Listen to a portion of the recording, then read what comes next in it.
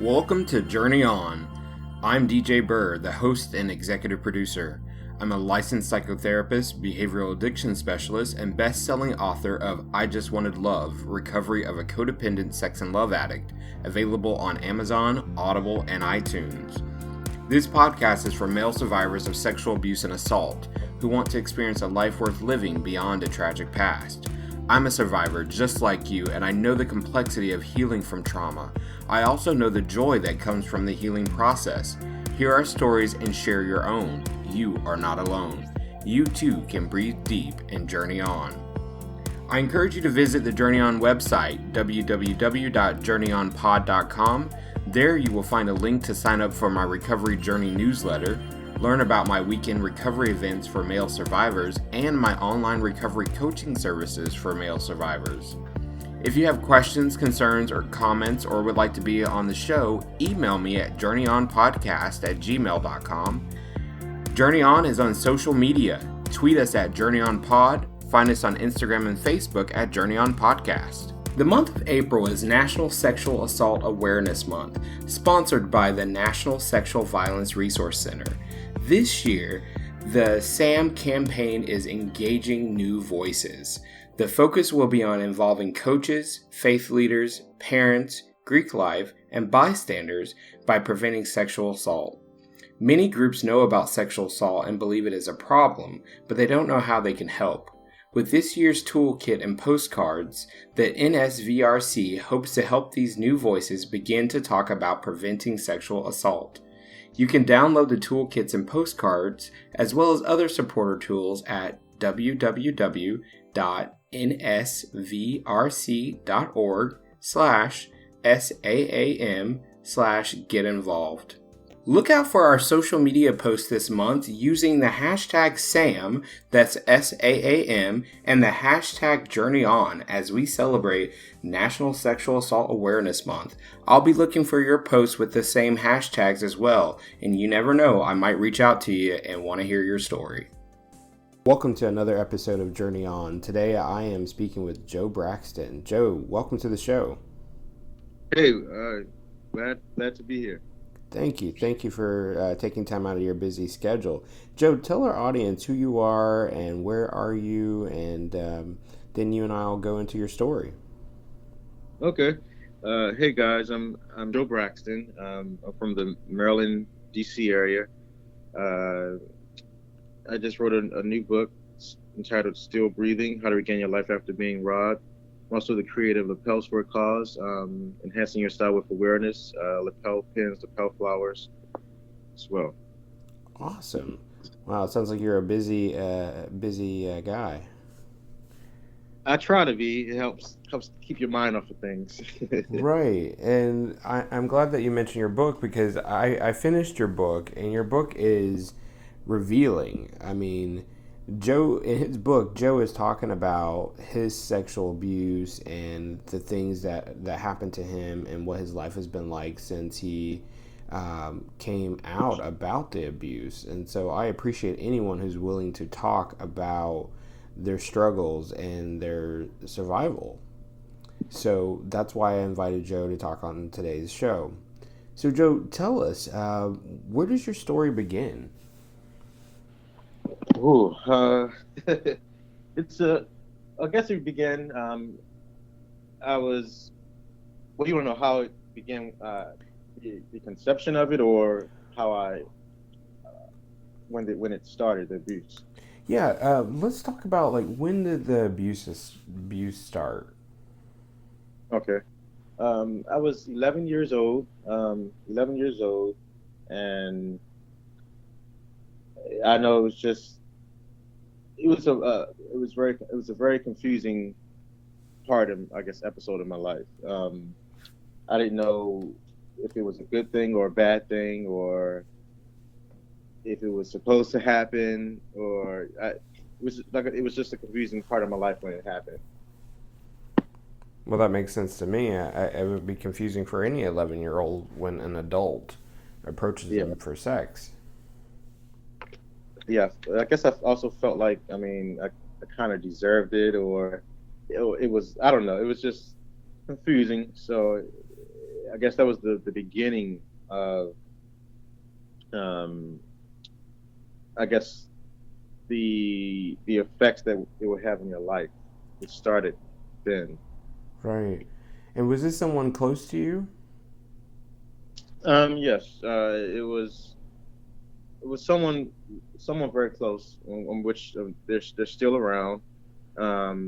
And I wrote a book not to incriminate anyone, um, because they have family, kids, and things like that.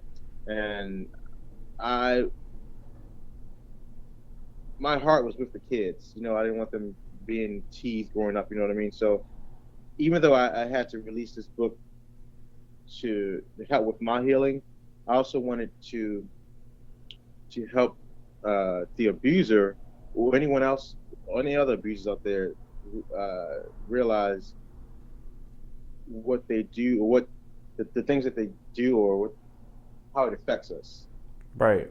So you wanted to get your So story out there without yeah, necessarily naming him, so he would have to go through a bunch of consequences, which might yeah, impact his family. yeah, because also fear was also another big thing, and why I've really never told anyone. So it's been like over 24 years. Um, Even though every day I can't live my life in fear anymore. So you know the abusers, sometimes they may have like a retaliation streak. So, and I think about that every day. But like I said, I can't live my life in fear. Right. So I didn't write this book to incriminate anyone. I wrote it for all of us. I wrote it so that all of us can get help. So, um, I hope they take it as that. Well, I'm glad that you wrote it. We need to have more voices talking about our experiences, and the book is very impactful. I mean, starting at 11 years old, being sexually abused by, from what I read, was like a friend of the family or someone who was close to the family, and Yes. and as you said earlier, that's very confusing. So I'm curious, like, when did you disclose this abuse to your family? Oh well, it kind of it never got disclosed. This was like the still breathing is like the first time it's ever been exposed. So Wow. there's a lot coming out of this book, that it's shocking a lot of people. So, but it's been a therapeutic experience for me because, like I said, I've been holding this in for almost 24 years, and I feel like it's time to live. And like I said, I'm not healed from it, but by the book, but it's a step in the healing process. Absolutely. So. Healing is a process for sure. Can you give us an idea of the makeup of your family and, um, is your mom and dad, are they both still with us and things like that? Well, no. Well, yeah. My mom and dad are still here. I'm grateful for that. But I mean, they've been separated since I was like 4 or 5 years old. So, Wow. um, but when it comes to that, when it comes to the abuse, I kind of felt the my abuser gave me that sense of love, that sense of masculinity that I yearned for, from my dad.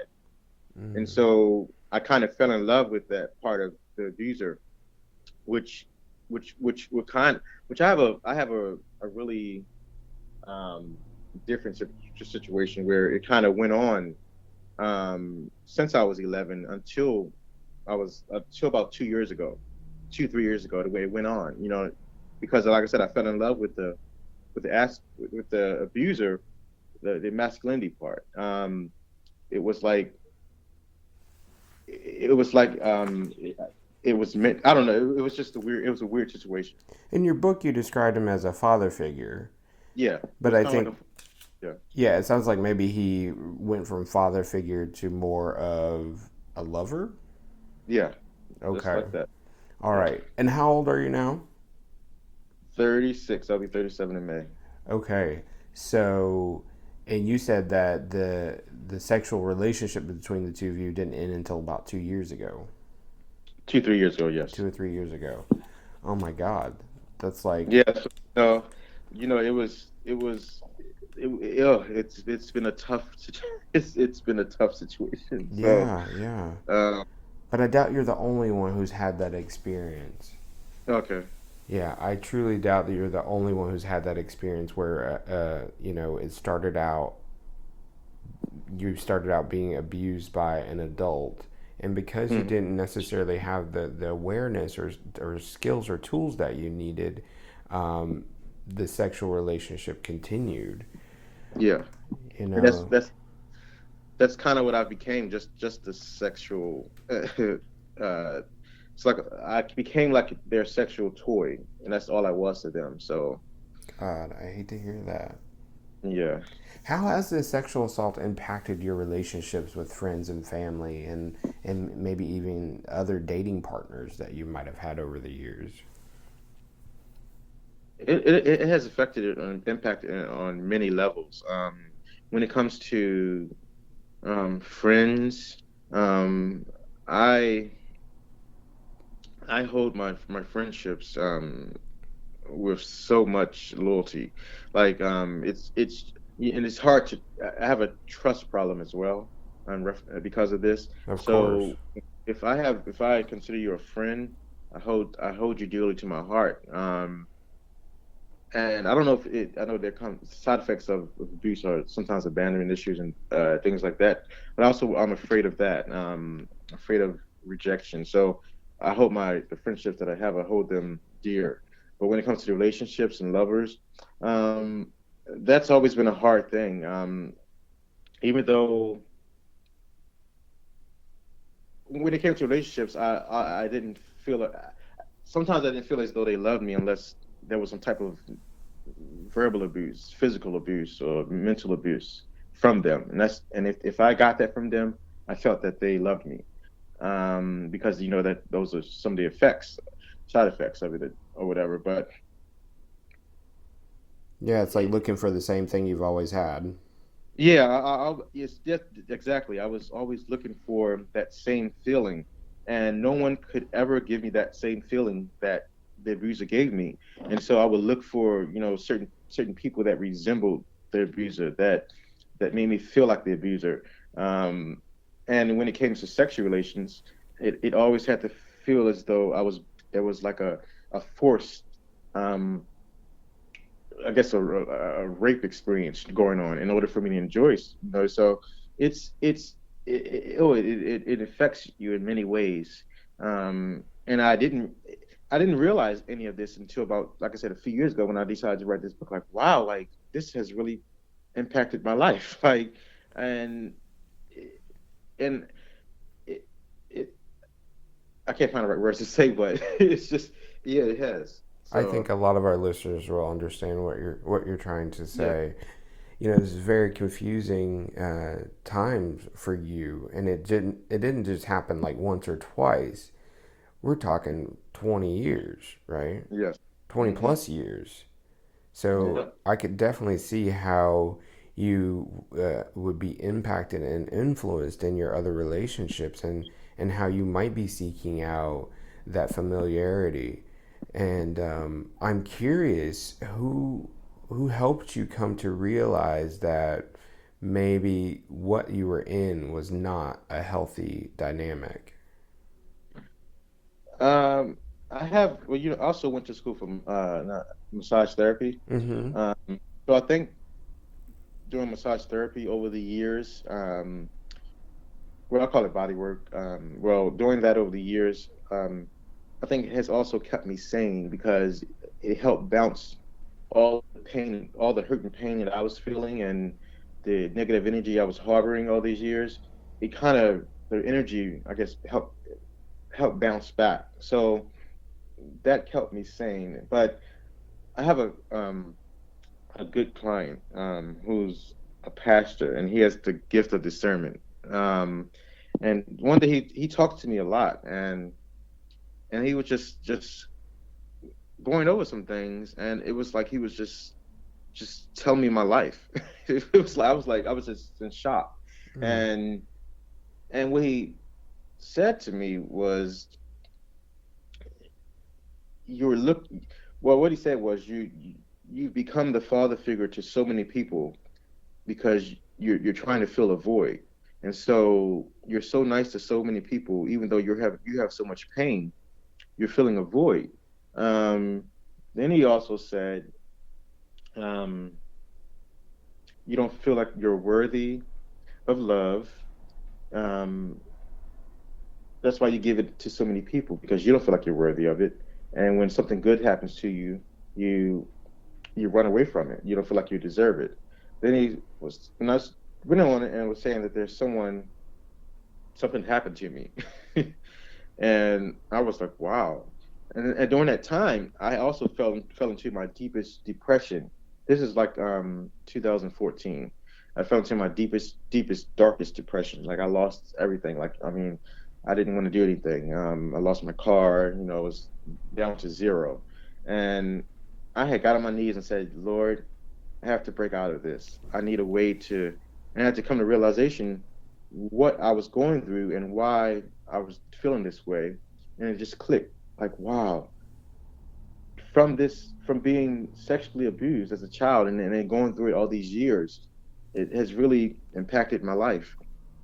And by him telling me and I like just helped me to discover this, that's when I think still breathing birthed. So Yeah. Wow. So this pastor, he saw right through you. yeah, Um, it was a strong experience. Very, very weird. So yeah. What I'm hearing is some empathy, and maybe mhm. he was able to connect with something that he had experienced or had previously witnessed from someone else, and he was able to connect with you, which opened the door for you. Really. Yeah. Hmm. Wow, that sounds like a very moving experience. I hope this person is still in your life. Yes, they are. Yes. Yeah, Hmm. and you said something about how the pastor had said that you give out love to everyone else because you don't think you deserve it, and that resonates with me too. There was a Mm. point in my life where I just thought, well, I'm worthless, and Yeah. that doesn't mean you have to be. So Yeah. let me build you up, Yeah. right? And then in your book, you said, I quote, "I made myself feel like nothing just to make him feel like everything." Yes. And that makes sense to me because if you were doing that with him, you probably were doing that with other people, With everybody. with I mean, I've everyone. always if with everyone. I mean, no matter what was said about me, what was done to me, I still had a smile on my face, and as long as uh, they were treated with kindness, I mean, that's all that mattered to me. I mean, and I had to realize that even though I still feel that way, but I also had to realize and like I had to start saying to myself every day that I am worthy of love. I'm worthy of kindness. I'm worthy of good. I'm worthy of God's unconditional love. I'm worthy of this.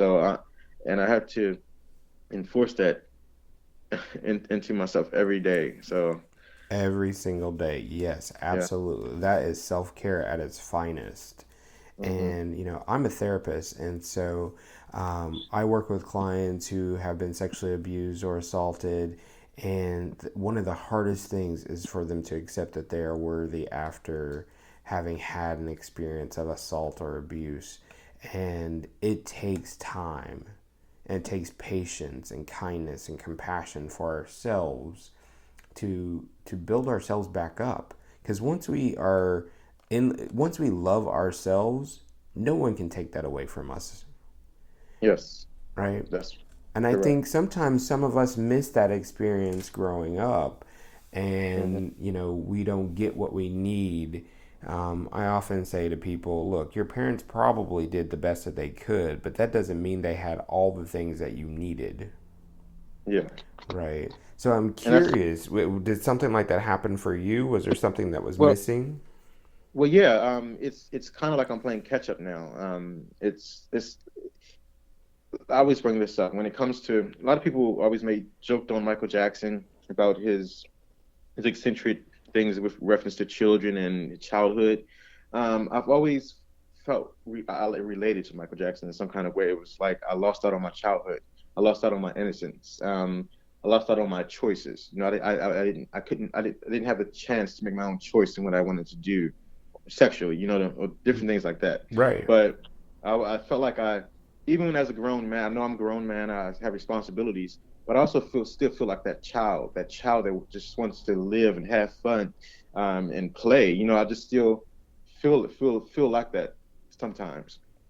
And sometimes I know some people they misunderstand me, and because they never knew what I've gone through or what I've been through. Mm-hmm. And now that this book has my Still Breathing is out, maybe they can get a better understanding of why I may feel this way, or may act this way, or sometimes it may see I may seem to do immature things, you know. So, but it's all in reference to that. So sometimes I just want to go back to 11 years old, 10 years old, and get that happiness back. Right. Yeah. When trauma happens, Yeah, our emotions become stunted. And yeah, so, just over the last few years, you're starting to come to your own and probably experience a lot of the emotions that you did not when the abuse was going on. So it yeah, makes sense to me that you are still having these experiences of immaturity, right? You are growing up, right? mm-hmm, You're becoming a young man yeah, emotionally, right? mm-hmm, And I can tell you, as someone who's been through this, that you'll become your right age emotionally. It does mm-hmm. happen eventually. It just takes Okay. time. And I'm curious, what have been some of the consequences of this heinous act in your life? Have drugs or alcohol been a part of your life? Oh yes. Ooh, I alcohol, alcohol. Yes, alcohol has been that go to uh, pain reliever over so many years. I recently just cut back on drinking so much, Okay. um, but that was my pain reliever for so many years. Music has been my pain reliever, but the effects of it, I mean, it in my life, I mean, it. I was running away from it, you know, for so many years, you know, following the wrong crowds, looking for love in so many wrong places, um, trying to do things just to forget the abuser, to get away from the abuser. Um, there's so I feel as though I could be so much further in life if I didn't feel unworthy so much. Um, and because of this, now I have to like it's like I'm almost rebuilding at 36 years old, where I should have been, you know, a few years ago. So now it's like I'm playing catch up. So I know things happen for a reason, and I'm also thankful that I'm still here. I'm surviving, and I'm able to share my story to try to help others. Well, to help others get through their situations and know that they can get through them as well. So it's still tough. I'm not going to say it's not tough, but it's been tough. So Yeah. yeah. What are those things in your life that are helping you get through now instead of like I heard music, and music is can be a lifesaver for sure. Are there other positive things that you are doing now? Well, I'm trying to build a stronger relationship with my mom. Because of this, because of what happened to me.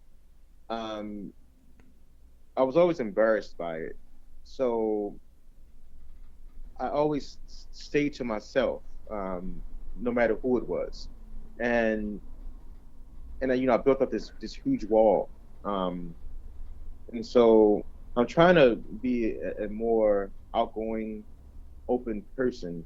Um, I, I'm I'm starting to talk more now. Um, I have to get my vocabulary back up because I've always been. People thought I was a mute for so many years, so it's like I have to get back into talking again. Um, I, I I get support from my mom. I get support from so many people now. It's like um, with that, and also I try to look for a better look for the good in days now instead of always dwelling on the past or the negative things. If a negative thought or I feel like depression spell coming to me, I hurry up and jump up and try to better my spirits. Because I know that in order to get through this, I have to keep fighting. So I mean, like I said, I have good support now. Also therapy helps. Um, Therapy, good support, believing in yourself, say loving myself, Mm-hmm. uh, and also believing that God loves me unconditionally, no matter what I've gone through, what I've done. He loves me unconditionally. So. Yeah, I really could hear that in your book. You talked a lot about your relationship with God. Um, Mhm. was that something that were you exposed to religion or spirituality and God in your family of origin, or is this something that you've discovered since the abuse? Well, no, I've always been well, even since I was little. I used to go to Sunday school and Bible study things like that. But I'm not a heavily like religious person. I believe in the Most High. I believe in the high. I believe in the high spirit. I believe that there's a God. But I'm not like a heavily religious person. But Mm-hmm. I also believe that there is a God. So and and without it, I don't. Without God, I don't know how we could how I could survive. So and I thank God for everything He's done. So Amazing. So your book came out recently, right? A couple months ago. yes, February. Okay, in February. And I've seen on social media that you've been doing interviews and talks with other folks, and I'm wondering what has that experience been like while you're in it? Well, hmm, it's been therapeutic because it's also given me each time it's given me a platform to tell my story, um, to get across to so many people, so many males, females, who have maybe have gone through something like this. It doesn't whether it's sexual abuse, anything that's robbing of their joy. Um, to know that they can get through it. All they have to want to get through it. They have to keep fighting for it. And it to do these interviews now, it's like I said, I don't know if it was the shyness or if it was the feeling unworthy, but now that I'm speaking more about it, I'm getting more comfortable releasing my story because, like I said, it's still fresh, it's still brand new. I mean, I never really told anyone, so the more and more I talk about it, it seems like it's erasing any fear that I had. Um, but also, you have to remember, fear was always the number one um, point and not telling anyone because I was told if I ever told anyone, um, they would find me on the side of a milk carton box, and I kind of believe that. I still believe it to this day because the abuser is kind of crazy. But like I said, I can't live my life in fear. So as long as I'm helping other people, that's what I care about now. Right, right. And so I am definitely hearing that you don't want to live in fear, but I'm curious if you've ever considered, any legal avenues to protect yourself. Well, I think about that all the time. I think about that all the time, and I'm just not sure how that will work out. Or by it being so long, the the limits or statutations Yeah, the statute of of limitations. Yeah, so I'm not sure how that will work out, but because it's been, like I said, it's been since over 24 years. So um I don't know. It's a weird situation. Like I said, I want to. It's like a lot of people say, Joe, well, why are you protecting them? And I said, well, I'm not protecting them. I'm protecting their kids. And and that's the confusing part to me. It's like, is that right or wrong? I mean, I know they've made my life a living hell, for a lot of years. So why should I protect? They didn't care about mine, but it's like, as a child, and I know how today's society is, and I know I was a child once, and I know how cruel growing up and bullying can be. So I don't want that, I don't want them to go through that. So that's what I think about all the time. So even though it crosses my mind, I'm just confused about that part. Right. You know, when I came to realize that I was abused, I had the same mindset that, oh, I need to protect the family. I need to protect my family. And I stayed quiet for like 17 years. Hmm. And then I started talking about it. And then I started telling my family about it. And I started talking to my therapist about it. And I remember him saying that my obligation is not to protect other people, it is to protect me. Hmm. And for me, that meant revealing my truth. Hmm. And that's what got me on the path to speaking about my abuse, because the more I kept it in, the more I was hurting myself. And I'm not sure if you knew this about me, but in October, I reported my abuser. And yeah, like the statute of limitations, that's a thing. It exists and it's different in every state. But they straight up told me that there was nothing that they could do. But for me, what was important was that his name was in their system in case another Hmm. child ever had the experience that I had. Okay. Right. And so that was so important to me.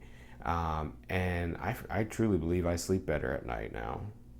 Well, also with that story, someone had called me and was like, "Wow, Joe, why don't you call and do something? Because you don't know how many others are out there. How many others he's done this to. So you should." He he said they were like, "Well, Joe, f that man because he didn't give he didn't give a s about you. So why do you care about them?" And it was like, after so many years, like I said, you, I was literally in love. Like, this is like the love of my life. You know what I mean? And Yeah. so it's like, after almost 24 years, it's like now I'm finally breaking from it, breaking away from it, from this long term abusive relationship, Right. and it's kind of hard because it plays with there are so many levels to emotions here, levels of emotions here. It's kind of hard. I mean, I I almost want them to be punished, but I also want them to get help because to understand why they did this. Right. So And maybe I he don't want will. so Maybe he will, and maybe other people will come forward, and you'll hear about that in the news or something, and then you because can. okay. I was gonna say, and then you can add another voice to that, but you don't have to decide today. Hmm. Yeah, but also before the book came out, they called me out the blue, and I was also this was a time where I was so stressed, like, wow, they're gonna see this book and they're gonna know this about them, and I was so afraid and stressed out, like, what am I gonna say? Well, how do I say this to them? And so they called me out the blue and was is there anything is there anything in this book I need to know about? And it caught me off guard. I was shocked and I didn't know what to say. So I just played it and I was like, what do you mean? Why are you asking this question? Um, then he said again, is there anything in this book I need to know about? And I said, well, I'm not sure. Then I said, I'm going to stop playing with this. And I said, well, yes. Um, it's my story. It's what you did to me. Um, and they were acting shocked, like in denial. Um, I was going through something religious. I was going through a religious experience, and and and and I never stopped them. That was the I never stopped them. So that kind of like was like, wow, like yes, this is the main reason why I need to tell my story, because like they don't see nothing wrong with what they've done. So, Right. but it's also, it was a relief of them knowing that this story is coming out. But I also let them know that it's not going to incriminate because they're kids. I want to protect their kids. That was my main reason, they're kids. So, but it still bothers me every day. So I think about it every day. So, Have you forgiven him, Joe? no, I haven't. And that's all right too. I haven't. I mean, it's hard because uh, if you read the book, there's so many levels, so many things I've gone through in life because of this, and sometimes I feel as though he really like ruined my life in kind of a way, um, and and they may not ever understand this, but they have ruined my life, and I feel like it's though now is that I'm playing catch up. I'm trying to make things right. I'm trying to better myself. It's like I'm my own publicist now. It's like I have to Right. to right. So it's like that's the part I can't forgive. Like he ruined my life. And if if if if I didn't have certain support, if I didn't have the strong will, determination to keep going, I could have been dead by now. So you know what I mean. So I I don't know how I could ever forgive them.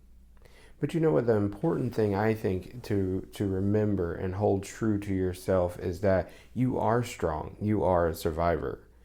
Hmm. And it doesn't matter that you haven't reported him or revealed his name because you're still a survivor. What happened to you should have never happened, Hmm. and because it happened, you now are giving voice to a problem that exists in our culture and throughout the country, throughout the world, where people, men and women, believe that they have the right to abuse a child, and they don't. Hmm. And because of your voice and my voice and everyone else who steps forward and speaks about their experience, we are letting other survivors know they are not alone, Yes. right? And I can tell you, my firsthand experience is that that is healing. I have healed so much just by doing this podcast, and I've only been doing it for a few months. I healed when I published my book, I Just Wanted Love. Um, and I heal every day. I get to show up in my office and witness other people coming to terms with their abuse and making a decision to change their lives and not to allow the abuse to stop them from living. Wow, what you just said just like really touched me. It brought tears. Just I just wanted love, Yeah, and that's wow, that's deep. I can relate to that. So right. And that's what I'm hearing from you is that you are working on loving yourself every single day. And that's what you need. And surrounding yourself with people who are going to love you, who are going to treat you kind and be compassionate with you. You deserve better just like the rest of us. And my yes, hope is that you find that. My hope is that as you continue to grow and become aware of your emotions and what your needs and what your wants are, you can open up yourself and your heart again to another person who won't be your abuser, who won't need to harm you for you to feel a connection from them. And I think if you continue to tell your story, all of those things are going to happen for you. okay, I truly believe that. And I really want to thank you for giving us the opportunity to get to know you. Yes, thank you for all you do for all the survivors and yourself. Um, Thanks for being strong for so many. Yeah, it's my pleasure. It really is. I wanted to end with something I read in your book that was really just uplifting. You said, "I love myself in spite of who people think I am. I need to love myself in spite of who people think I am. I have learned that it doesn't matter who shows up in your life, you must find the strength to always be there for yourself. As long as God wakes me up every day, I am accounted for. I am living for myself." That is a message to live with every single day. Yes. Well, Joe, thank you for taking the time to share your story with us. And I want our audience to be able to read about you, to follow you on social media and such. Can you give us a rundown of how we might find you? Yes. On Instagram, for Still Breathing, it's Still Breathing Book on Instagram. It's on Twitter, it's SB Book J Braxton. Uh, Lapels for a Cause. You can go on Instagram. It's LAPELS, the number 4ACAUSE. On Twitter, it's the same thing. Lapels for a Cause. You can go to lapelsforacause.com, or if you want to order the book Still Breathing, you can search on Amazon. It's in paperback and Kindle. You can search Still Breathing, or you can search Joe Braxton on Amazon. Or you can order, if you want a signed copy, you can order it on my website at thejoebraxton.com. Awesome, Joe. Thank you so much. And listeners, go get Joe's book. It's a great book. I couldn't put it down. I think I read it in a day, and it's really amazing. And I think you'll get a lot from it. And Joe, thank you for being willing to tell your story and to keep loving yourself in spite of all the things that have happened. Thank you. I Well, appreciate having me on your podcast. Thank you. absolutely. Journey On is looking to hear from you. If you're interested in sharing your experience, strength, and hope with our audience, email us at journeynonpodcast@gmail.com for details. Journey On's production is currently funded in whole by me as part of my desire to provide support to those who are still suffering. Production costs fluctuate and can be prohibitive in terms of what I can offer to our audience. You can help support Journey On's mission by supporting the production. There are two options. You can donate the amount of your choice directly from your cell phone by texting the word JOURNEY to 855-735-2437. That's JOURNEY to 855-735-2437. Or you can become a patron of the show by setting up a monthly contribution by going to patreon.com/journeyon. That's patreon.com/JOURNEYON. Once there, you can select the contribution level of your choice. Thank you for considering. Don't forget to visit journeynonpod.com and sign up for my Recovery Journey newsletter. Once you have subscribed, you will get more information about my weekend male survivor retreats and my online coaching services for male survivors. Journey On is produced by DJ Burr and the Recovery Legacy Network, bringing you recovery on all fronts. Learn more at recoverylegacynetwork.com. Today's music features tracks by CDK and Airtone. You can learn more about the tracks on our website, journeynonpod.com. Until next time, breathe deep and journey on.